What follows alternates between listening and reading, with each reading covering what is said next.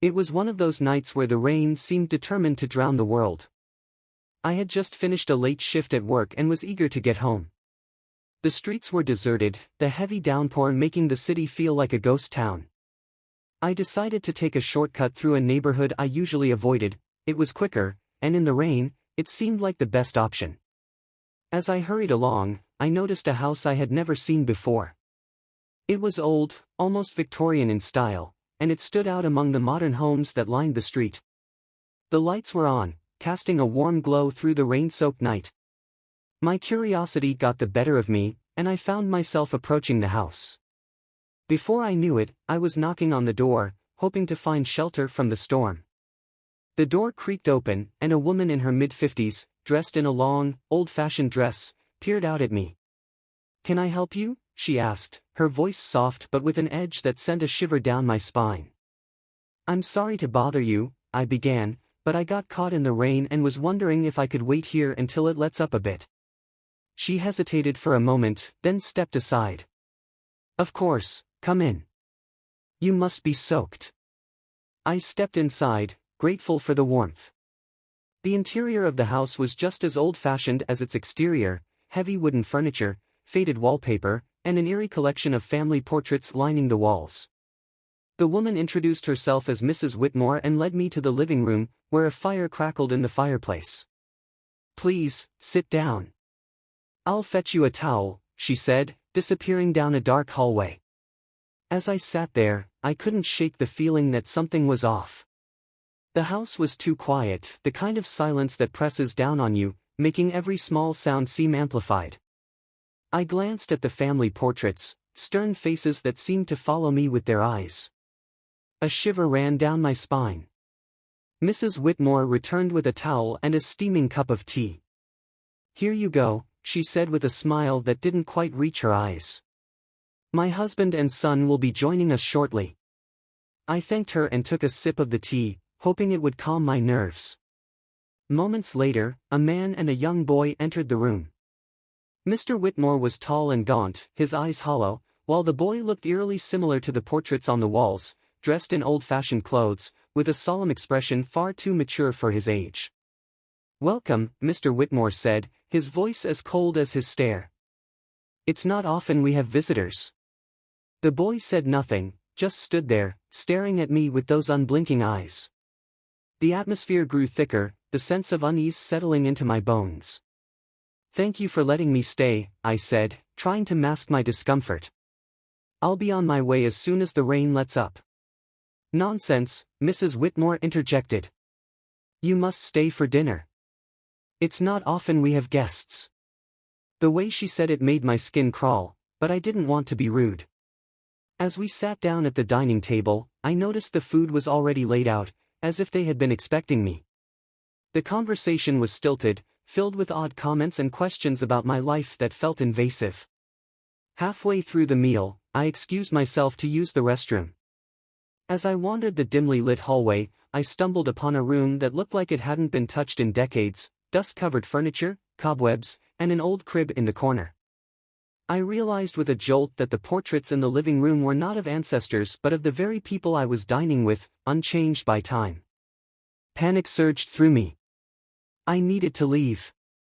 I hurried back to the living room, mumbling an excuse about needing to get home. The Whitmore's smiles faded as they exchanged glances.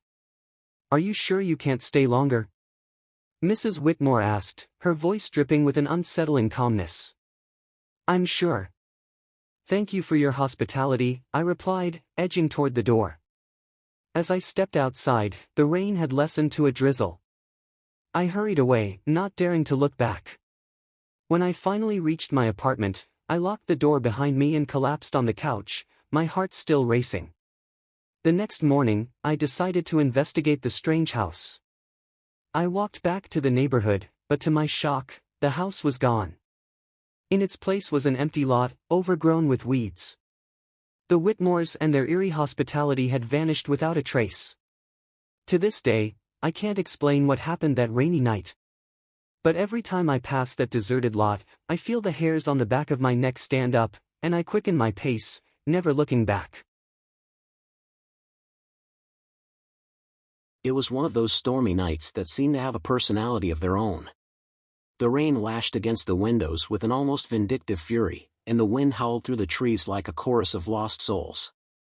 I was alone in my small suburban home, relishing the rare solitude with a cup of tea and a mystery novel. My peaceful evening, however, was about to be shattered by a chilling encounter I would never forget. Around midnight, just as I was about to head to bed, I heard a series of frantic knocks at my door. They were loud and insistent, completely out of sync with the natural rhythm of the storm. My heart skipped a beat. Who could possibly be out in such weather? I cautiously approached the door, peeking through the peephole. Standing there, drenched from head to toe, was my neighbor, Mr. Wallace. Mr. Wallace was known around the neighborhood as an odd but generally harmless old man. He lived alone in the house next door, and while he had always seemed a bit eccentric, he had never given me any reason to be afraid. Tonight, however, his appearance was alarming. His eyes were wide with a wild, frenzied look, and his hair clung to his face in wet, stringy strands. He pounded on the door again, harder this time. "Please, you have to let me in," he shouted, his voice barely audible over the storm. "They're after me." Despite my better judgment, I opened the door a crack. "Who's after you, Mr. Wallace?" I asked, trying to keep my voice steady. "Let me in, for God's sake," he screamed, pushing against the door with surprising strength. Panic surged through me as I struggled to keep him out. Something was very wrong. "Calm down," I said, my voice trembling. "Tell me what's going on." "They're coming," he shrieked, his eyes darting around wildly. "They'll kill us both if you don't let me in." In that moment, I realized that Mr. Wallace was not in his right mind. Fear gripped me as he continued to push against the door. I had to act quickly. With a burst of adrenaline, I managed to shove him back and slam the door shut. I locked it and backed away, my heart racing. Through the door, I could hear him banging and screaming, his words incoherent. I grabbed my phone and dialed 911, explaining the situation as best as I could to the operator. "Please, hurry," I urged. "He's out of control." While waiting for the police to arrive, I armed myself with a kitchen knife and retreated to the living room. The sounds of Mr. Wallace's deranged ranting and the relentless pounding on the door filled the house, mixing with the cacophony of the storm outside. I could feel my sanity slipping away with each passing second. Suddenly, the noise stopped. The silence was even more unnerving. I crept back to the door and peered through the peephole once more. Mr. Wallace was gone. Relief washed over me, but it was short-lived. The sound of breaking glass from the back of the house sent me into a new wave of panic. I turned just in time to see Mr. Wallace climbing through the broken kitchen window, his eyes fixed on me with a murderous intensity. "You should have let me in," he hissed, brandishing a large shard of glass. I screamed and ran towards the front door, fumbling with the lock in my desperation. Just as he lunged at me, the door burst open, and the police stormed in. They tackled Mr. Wallace to the ground and restrained him, his screams echoing through the house. The officers reassured me that Mr. Wallace would be taken to a hospital for evaluation and treatment. They told me I was safe, but the terror of that night lingered long after the storm had passed. Every time I hear the sound of rain against my windows, I remember the wild-eyed man who shattered my peace and wonder what had driven him to such madness. The rain was pouring down relentlessly that night, hammering against the windows with a fury that made it impossible to concentrate on anything else. I had just finished a long day at work and was looking forward to a quiet evening at home, curled up with a good book and a cup of hot tea. My small suburban house was usually a sanctuary of peace and solitude, but on that stormy night, everything changed. As I settled into my favorite armchair, I heard a strange noise coming from the backyard. At first, I dismissed it as the wind or the rain, but then I heard it again, a distinct rustling, followed by a metallic clank. My heart began to race as I got up to investigate. I crept to the back window and peered out, my breath fogging up the glass. Through the sheets of rain, I saw a dark figure climbing over my fence. It was my neighbor, Mr. Howard, a reclusive and unsettling man who lived alone in the dilapidated house next door. His reputation in the neighborhood was a mix of eerie rumors and odd sightings. He was known for his peculiar behavior, but this was beyond anything I had ever imagined. Fear seized me as I watched him drop down into my backyard, his eyes glinting in the dim light. He was soaked to the bone, his clothes clinging to his wiry frame. What was he doing here? I stepped back from the window, my mind racing with possibilities. Was he trying to rob me, or was it something more sinister? I hurried to the front door, checking the locks and securing the chain. The house felt like a fragile bubble that could burst at any moment. I grabbed my phone to call the police, but my fingers were trembling so much that I could barely dial the number. As I pressed the call button, the power went out, plunging the house into darkness. My heart pounded as I fumbled for a flashlight, its weak beam cutting through the pitch-black interior. I moved cautiously, every creak of the floorboards echoing like a gunshot. Then I heard it, a slow, deliberate knock on the back door. The sound sent chills down my spine. Mr. Howard was right outside. "Who's there?" I called out, my voice barely above a whisper. There was no response, only the sound of the rain and the faint tapping on the door. Gathering my courage, I approached the kitchen, where the back door was located. I shone the flashlight towards the door and saw his silhouette through the frosted glass. His face was pressed against the pane, a twisted smile playing on his lips. "Let me in," he croaked, his voice muffled by the glass. "I just want to talk." Every instinct screamed at me to run, but my legs felt like they were made of lead.